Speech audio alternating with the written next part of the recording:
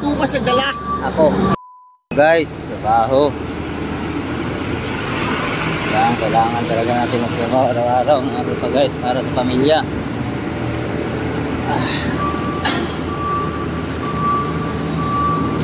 Check na natin tong tray po natin kasi yung kapalitan natin minsan naiwan yung mga pera dito, cellphone, mga lahas. Ilipas din yan kuya. Tingnan natin. Ay, may iwan. May cellphone. Kanino to? Sana all. Kasama ko to ah. Panggabi to sa night shift. May password. Kanino kaya yan? Sino bang gumamit nitong iset-set kagabi? Ah, si paring Dikilya. Siya gumamit nito. Paring Dikilya, naiwan yung cellphone mo dito.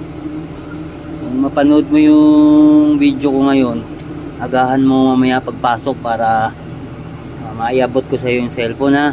Kasi baka hindi tayo magkita dun sa pag-out. Okay? Dito lang. Bibit-bitin ko to mamaya. Hindi po to prank or gawa-gawa or content. Naiwan talaga yan. Ito. Kita mo, daming message. Kung wala ng password yan, tinignan ko na yung message para makimarites. Paring Dikilya, saan ka na? Nantay na kita. Hindi tayo mag-aabot dun sa pag-out eh, ha? Agahan mo ha, para may abot ko yung cellphone. Magalit na yung misis mo kaya yung cellphone mo iniwan. Baka naisip nun binigay mo sa, alam mo na. A few moments later. Ako. Ngayon may-ari ng cellphone. Hinali ko na.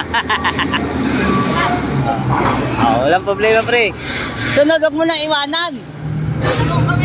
Ay, may laro kayo kaya nagmadali ka? Okay, okay. Sige, ingat, ingat. Okay, wala isa pa yan. Napasalamat siya kay naibigay ko na yung cellphone na naiwan niya sa ECH. Shit or 07.